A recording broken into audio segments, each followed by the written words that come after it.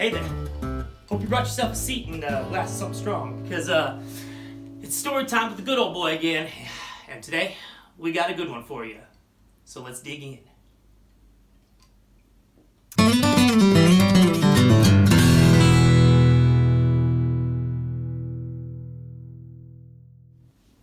Everybody knows the good old boy loves him some NASCAR, and Dale Earnhardt on top of pro wrestling.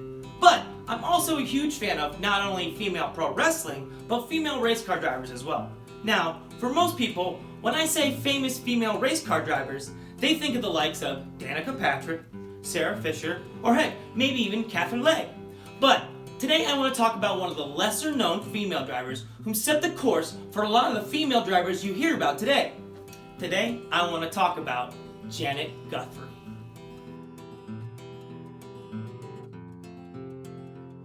Janet Guthrie was born on March 7, 1938 in Iowa City, Iowa, to Jean Ruth Guthrie and William Lane Guthrie. Both of her parents were pilots. Now, Janet had anything but a normal childhood. At the age of 12, her mother was diagnosed with TB, and Janet, being the eldest child, took over the role of the motherly duties of the family for over a year while her mother was away getting treatment. That's not the only thing she did when she was young. Janet flew a plane for the first time at just the age of 13. At the age of 16, she asked her father if she could jump out of an airplane. At first, her father absolutely refused. So, Janet began to jump off the roof over and over again until her father finally relented and let Janet jump out of the plane. Of course, he was the one who had to fly the plane in order for Janet to jump out of the plane. A little crazy if you ask me. And by the age of 17, Janet earned her pilot's license, following in her parents' footsteps. Unable to get a job in the aviation industry once out of school, Janet enrolled in the University of Michigan in 1960, where she would eventually graduate with a degree in aerospace engineering. Janet would begin her racing career by buying a 1953 Jaguar coupe. She would spend her nights working on the car and enter solo events called gincanas. Through these years, Janet would spend the afternoons working her normal job, the nights working on her Jag, and the weekend racing. One crazy fact is, Janet actually built the engine to her first Jag by just reading the manual to the book by herself. No other training, just reading the book and building it. That is some actual crazy engineering skills right there. She would step from faster car to faster car and eventually found herself in SCAA races in 1963. After a while, Janet began getting a reputation as a winner and rubbed the competition the wrong way. In fact, some competitors started accusing her of using a supercharger. You know, because some guys just can't handle losing to a girl. In 1966, Janet got an invitation to race in the 24 Hours of Daytona as a member of one of the first all-female teams to compete in the 24 Hours of Daytona endurance race, racing a Sunbeam Alpine with co-drivers Susie Dietrich and Donna Mae Means. The team, sponsored by Ring Free Racing, finished 32nd overall in the race. This event was a historic milestone for women in racing, and a key milestone in Guthrie's career. Janet won her class in the 12 Hours of Sebring endurance race twice. First in 1967 in a GT6, and again in 1970 in an under 2-liter prototype. The success in sports car racing, including those two wins, would help propel her into the stardom that was to come. Eventually, Janet lost her job with the aerospace company and had to take a job with a small aerospace company. It's safe to say that while her racing career was taking off, her aerospace career was dead at the launch pad. At the age of 29, she had to make a choice: stick with aerospace and what she knew, or lead a life of adventure as a race car driver. For Janet, the choice was easy. So, in 1972, Janet Guthrie became a full-time professional race car driver.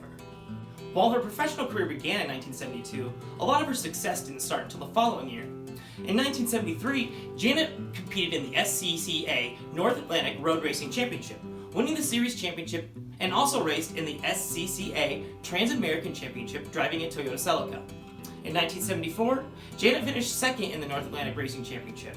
During this period, she supported her racing efforts through various odd jobs and by building and maintaining her own race cars, including engine work, due to a lack of corporate sponsorship. In 1975, Janet faced significant financial difficulty. Guthrie recalled having holes in my shoes, I had no money in the bank, and no place to live, but saw 1975 as a potential end to her racing career. But Little did she know, her career was set to take off in a whole new trajectory in just a short amount of time. At the start of 1976, Janet was looking to take the steps from SCCA cars and into the faster IndyCar series, and wanted to try her hand at qualifying for the Indianapolis 500. An IndyCar owner named Rolla Volstead offered her a spot, but Janet didn't want to go to the 500 if she couldn't get the car up to qualifying speed. So, Janet requested a test at Ontario Speedway in California just to make sure she could get the car up to speed before showing up to qualify. To show you how determined Janet was, prior to that test, Janet had broken her ankle and had it in a cast. Not wanting to lose her only potential shot at making the 500, she soaked her cast in a tub and had to break it off herself. That's the determination, that's the drive she had to make the 500. At the test, she hid her limp from Volstead and the crew and quickly got the car up to 176 miles per hour, feeling confident enough to take it to Indianapolis and attempt to qualify for the race. But at Indy, Volstead and the team just could not find the speed all month long. And while Janet's attempt to make the 500 was turning heads in Indianapolis, her attempt ultimately failed.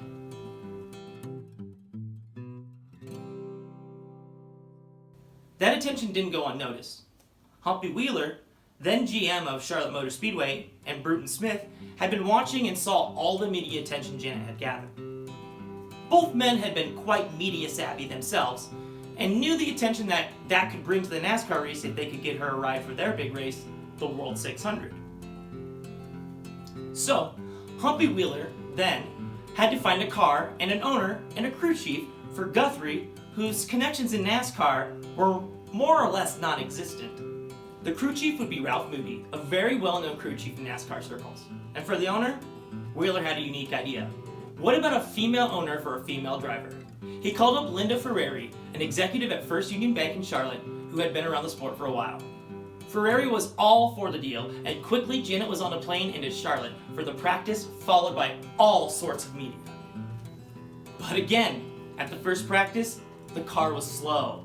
So slow that even Cale Yarborough couldn't get speed out of it when he took it out for a few laps.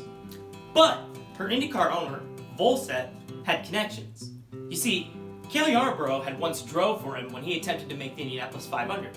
And now he races for Junior Johnson, who's kind of a legend in NASCAR at the time.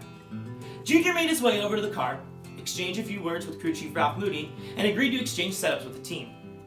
That exchange seemed to do the trick, and that Thursday, 3 days before the race, Janet qualified at 152.797 miles per hour, putting her 27th and on the grid, making her the first woman to qualify for NASCAR's World 600.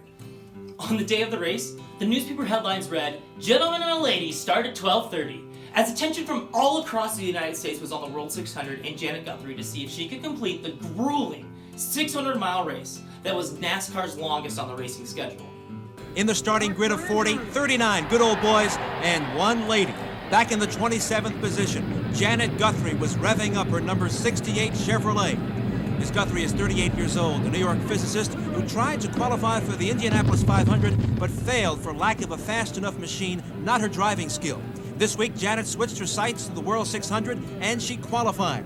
Nearly $250,000 in prize money at stake. All the top drivers on the NASCAR circuit, including David Pearson, the pole sitter, and Richard Petty, the defending champ. And when they took the green flag to start the World 600, Janet Guthrie, a veteran of 13 years as a sports car driver, became the first woman ever to compete in a major stock car race. Janet's qualification was amazing because she had only 2 days of practice, only one in her car.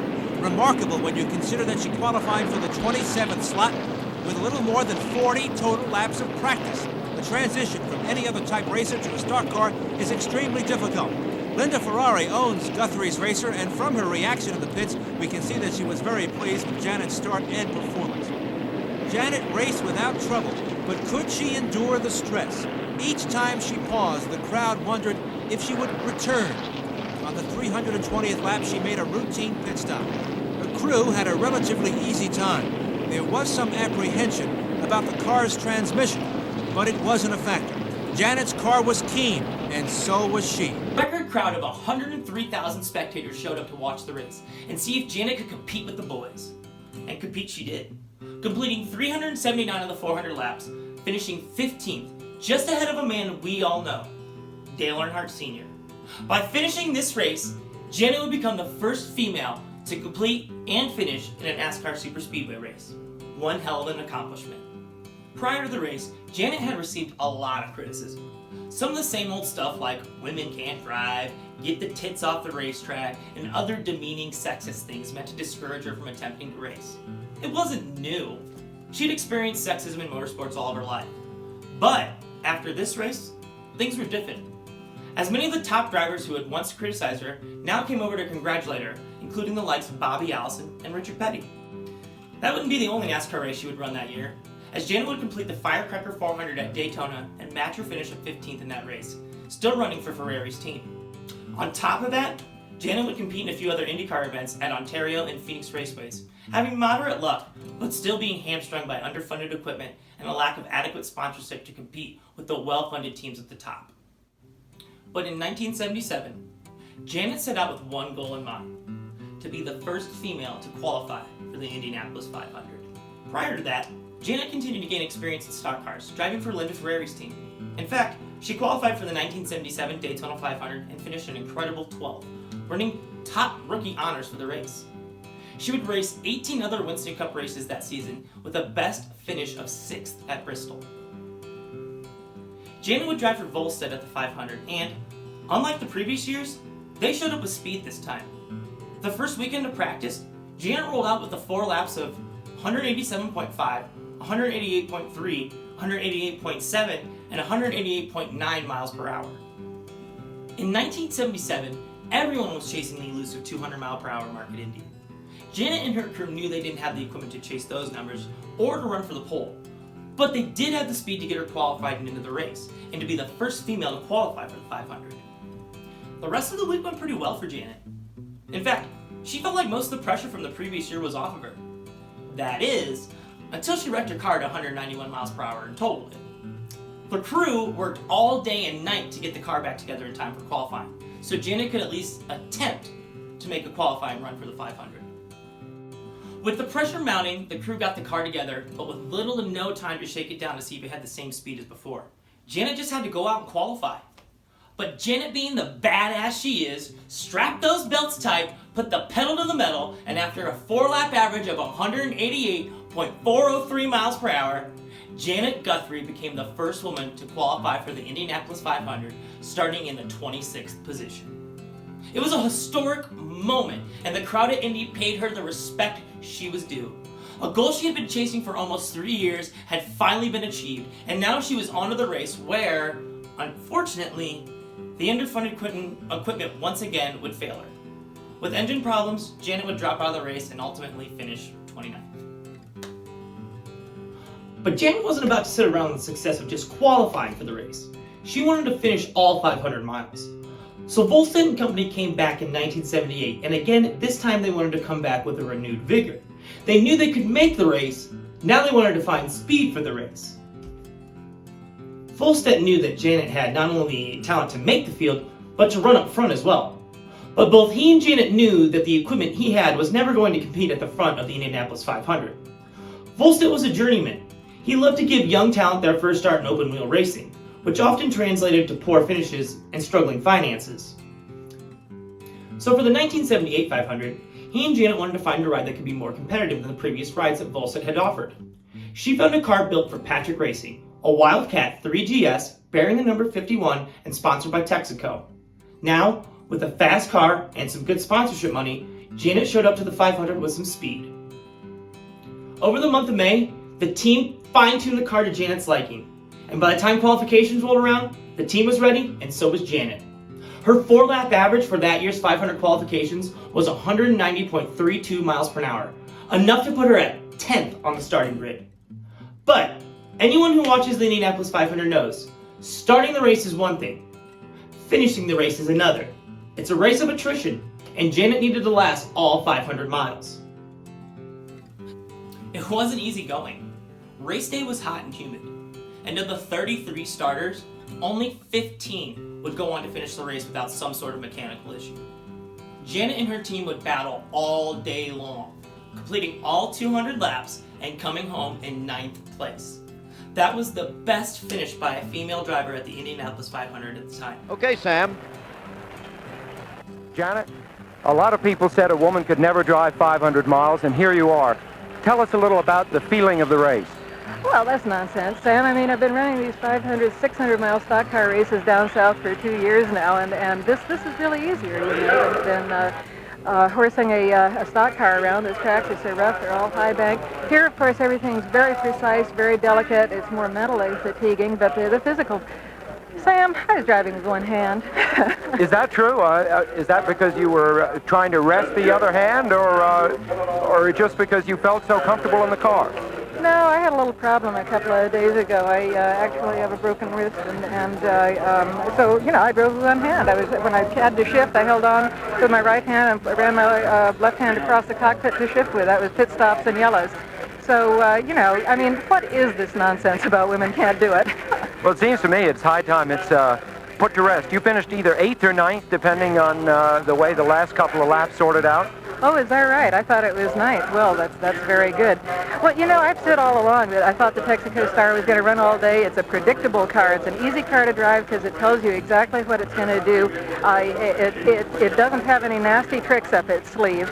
And thanks to George Vignotti's preparation, of course, and the efforts of all my guys. You know, the drive is just the most visible part in this game. People don't realize that. There's a mountain of people behind me that have resulted in this car finishing 8th here, not the least of which, of course, Texaco that made it all happen. Did you have any problems at all? Yeah, a few. Next year I'm going to make sure I have a longer car. A longer car? A longer car. That car was a little bit too short for me, and by midpoint my right foot felt like I was standing on a hot poker. Yeah, I could have used about 3 more inches between me and the firewall. Janet revealing for the first time anybody she drove with a broken wrist. The lady can literally drive with one hand tied behind her back and compete with the men. Janet would go on to complete a total of 11 open-wheel races in her career. The 9th place finish at the Indianapolis 500 would always be her best finish. She would also go on to complete a total of 33 stock car races, with her best Winston Cup finish coming at Bristol, where she would finish 6th in the 1977 fall race, and only ever recorded 3 other top 10 finishes outside of that finish. Janet was never going to be a top contender in stock car racing or open wheel. She never had the sponsors, the funding, or the backing to compete with the likes of Richard Petty, Mario Andretti, or any of the big names or teams. But Janet Guthrie was determined, and that determination drove her to never quit, even when the odds were stacked against her. From facing sexism like inspection crews holding her car so she had the least amount of practice time at the track, to no one wanting to sponsor her because she was simply a woman in racing, and that was just something no one wanted to do back then. Janet faced uphill battles at every corner of her racing career, but she didn't let it hold her back. Instead, she used those roadblocks as fuel to launch her success that would resonate with history inside and outside of motorsports for decades to come. And if you ask me, that's one badass chick and one badass American hero right there. So to Janet Guthrie, the good old boy says, cheers. We'll catch you on the next one.